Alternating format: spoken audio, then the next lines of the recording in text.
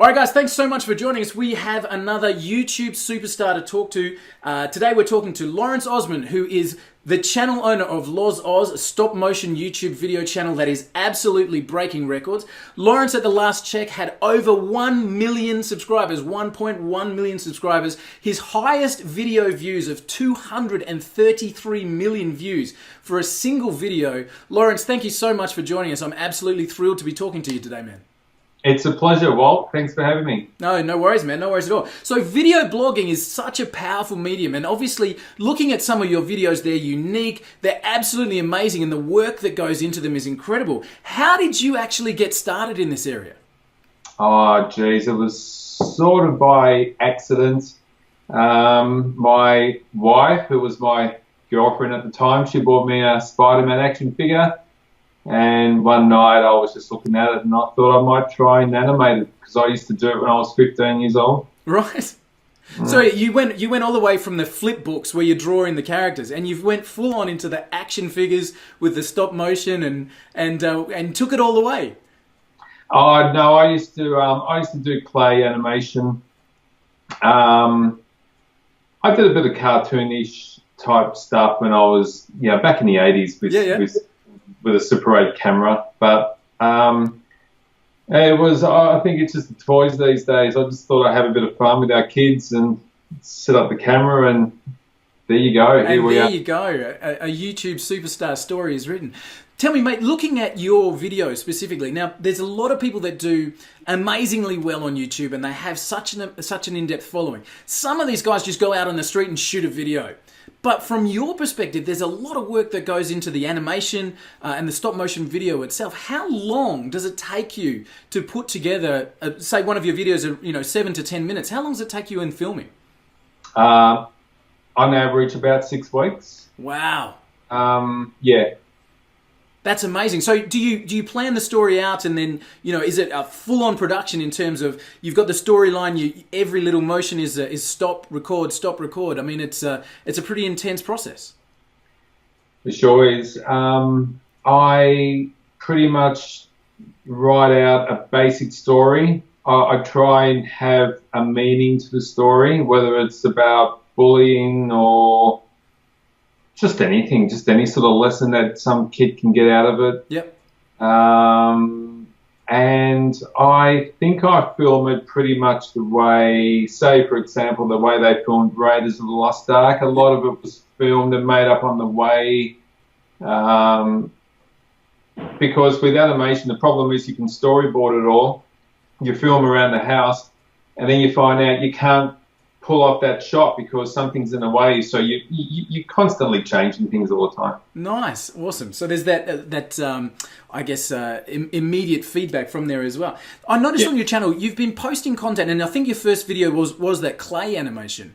You've been posting content for about 5 years, is that right?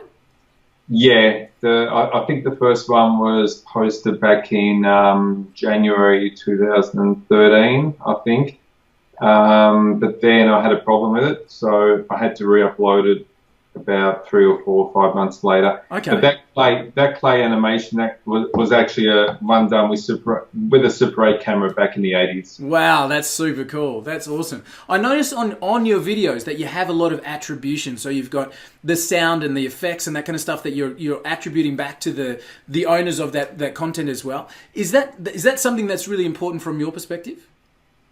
About giving the credits back where it's supposed to be and that kind of stuff? Yeah. Oh, well, you have to, especially if you want to monetize, you have to stay above board. Yep.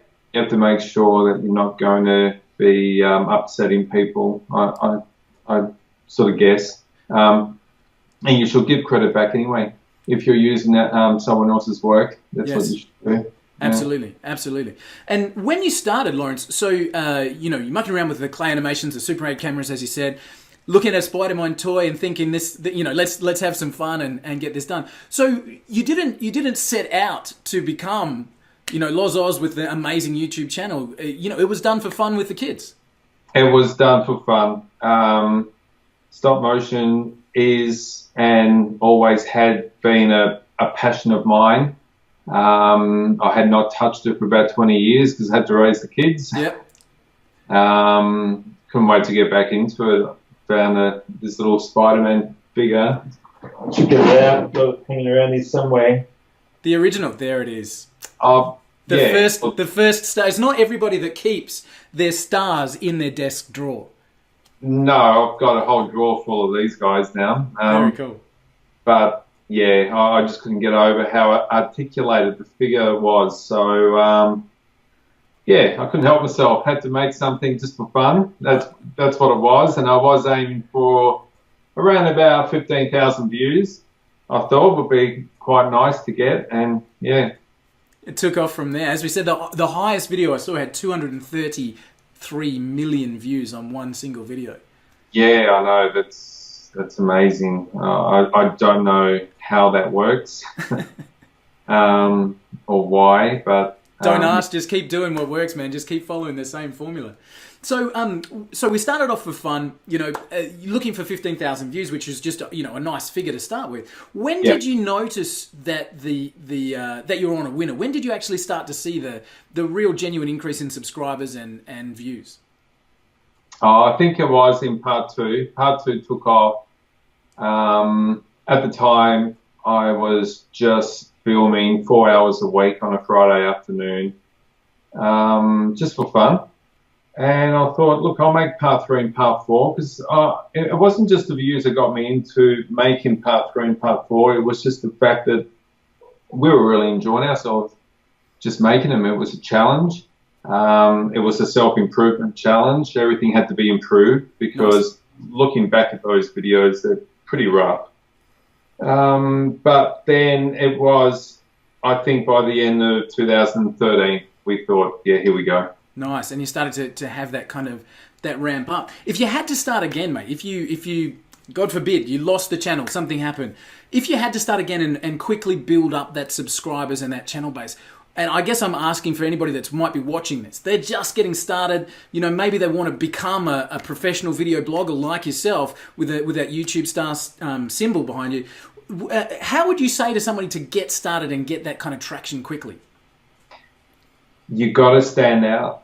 Yep. If you don't, then you're just one of the crowd. You have to make sure whatever you're going to do, you do it properly, you do it to the best of your ability, and make sure you got a passion for it, because if you don't have that actual passion, you're not going to last pretty much. Yeah, for sure. You would burn out pretty quickly, I would imagine. I noticed you mentioned that you take about 6 weeks for a shoot, which is seriously impressive. But your content is going up kind of every 2 weeks to 4 weeks. Does that mean that you're working on multiple stories at the same time? My content's going up, and no, what I'm actually doing is I will film around about 2/3 of a movie, and I will put up a trailer to that video. So you'll get the trailer first. Nice. And then once the video is completed, it's not usually up that instant. I might wait a week or a week after Christmas or something if there's if I feel something.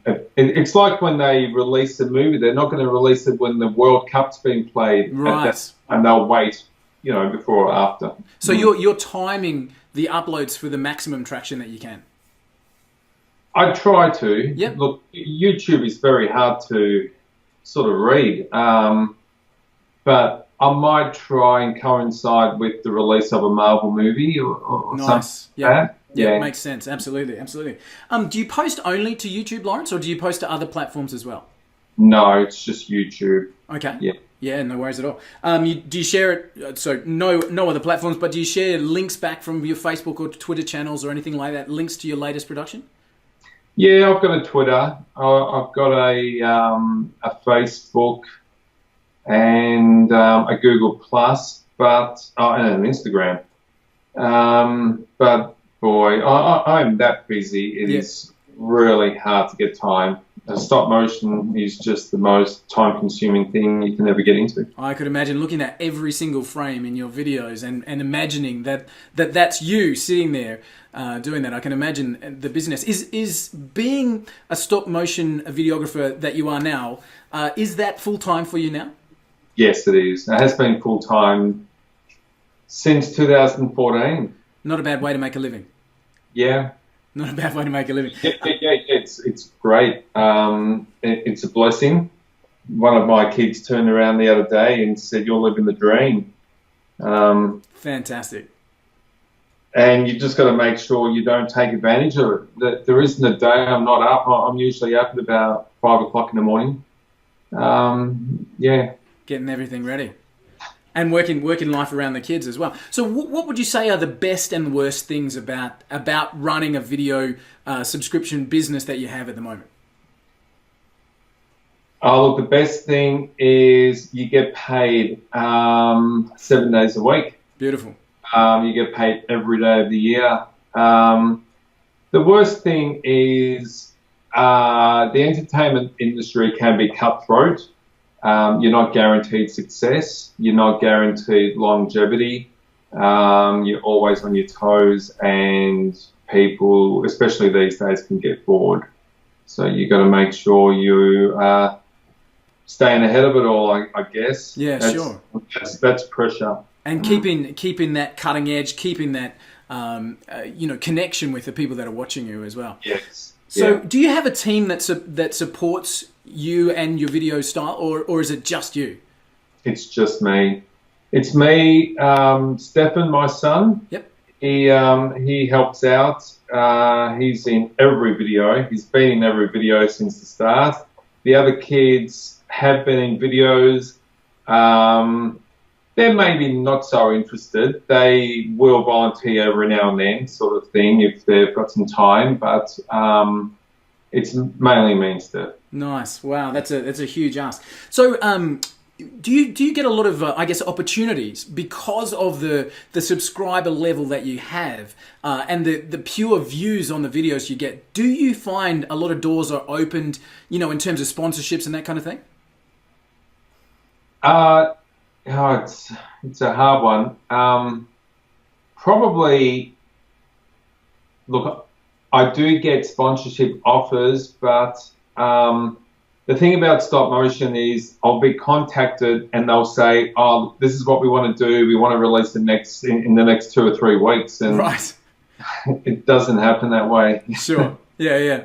And as much as I sort of convey back or message back, it's not really sometimes understood. Right.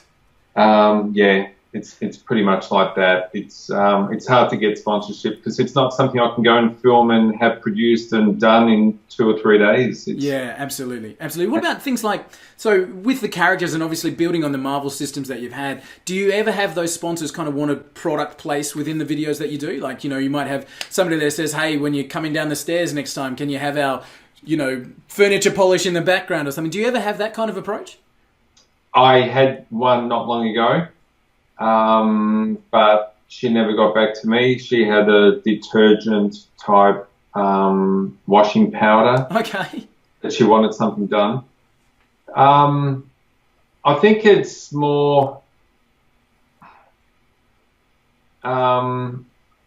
when it comes to the product placement, I think it's just been 1 or 2 that just hasn't come around, unfortunately. It hasn't come through. I'm always willing to do something like that. Nice. I can imagine the owners of Comic Con or somebody like that would have some pretty nice words to say or for some pretty nice offers for you if that could ever come through. Mate, if I could ask you just a couple of more questions, and again, thank you so much for your time and appreciate how much time it really does take to put together the stop motion photography that you have is just, as I said, it's spellbinding. It's absolutely amazing. I'll make sure, guys, if you're watching this, there's a link underneath this to Lawrence's channel. Go and check it out just to purely see the pure artistry of this man at work. It's absolutely incredible. If I was going to ask you to give anyone their advice, you mentioned before to be authentic and to do something that they want with passion. Other than that, somebody starting out, there's a kid out of high school, has got a great idea. What advice would you give to that kid to get out onto social media in the best way they can?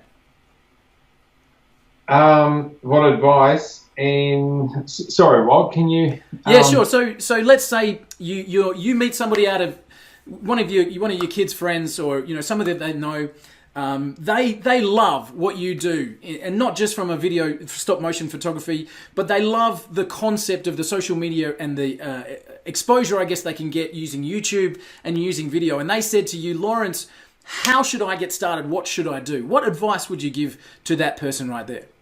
I think it's pretty much the same, what I was saying before. They have to be unique. Yep. If they are going to be doing something, see, when I started doing this Spider-Man, especially this particular character, I did jump on YouTube that next morning, and I went into YouTube and had a look and seen that it had been done about 50 times already. I suppose it's a case, Walt, that it's very hard to, if you've got an idea, the chances are it has already been done or someone has already put their hand to it. If they are going to chase something, chances are it has been done. Don't let that put you off. Don't listen to people that say it cannot be done. Don't ignore the negativity, even if it's even if you have started and it's the negativity coming through on your social media. Don't put up with bullyism. Don't put up with people telling you can't do something. Jeez, I love that. Make sure what you are following is what you are passionate about, because that is where you will get your drive. You will not get your drive through any other way, but just through just being passionate about what you do. I absolutely love that message, man. Absolutely. The last question I had actually was regards to the comments and your interaction with people as they're engaging with your channel. Do you find that? So first of all, are you answering every comment? And secondly, as a follow up to that, how do you deal with the negativity on your feed and on the channel itself? Well, it's a kids channel, so it's mainly kids watching it. If there is some sort of bad comment, it doesn't bother me, Walt. I'm an adult. You know, it's like a little kid in a shopping centre maybe yelling out something to me. I'm not going to bother about stuff like that. The guys that like Batman more than Spider-Man, you know. Oh, no, I'm more talking about people that are trying to bring it down or something. If it's a rude comment, if it's bad language, I just delete it. Do you ban that person as well?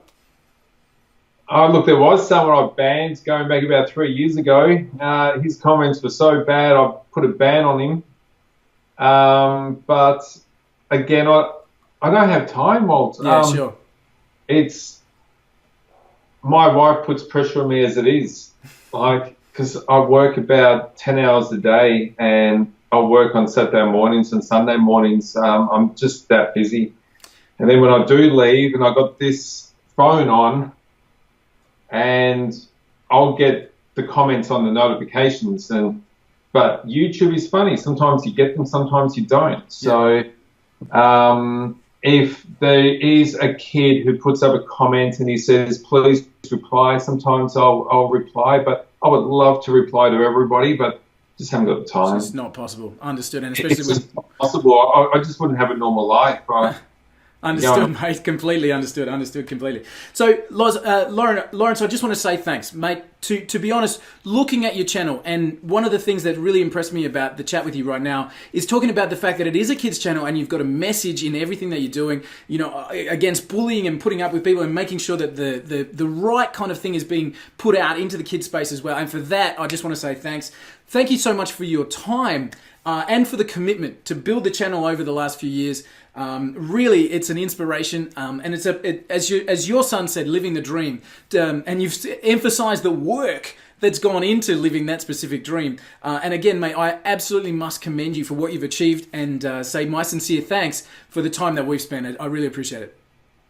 Thank you, Walt. Thanks for having me. It's a pleasure, mate. Absolute pleasure. And guys, again, this is Lawrence Osman. He runs the channel called LozAus. It is an amazing stop motion videography channel, over 1 million subscribers and 233 million views on his top ranking video. Go and check it out purely because of the fact that you can see a master at work and really understand what is possible when you're doing something with passion. You are unique in the marketplace and you can put out unbelievably good and high quality work with a strong message. Lawrence, again, thank you so much, and I look forward to seeing the next videos as they come through. Thanks, Walt. Thanks. Cheers, again, mate. Bye.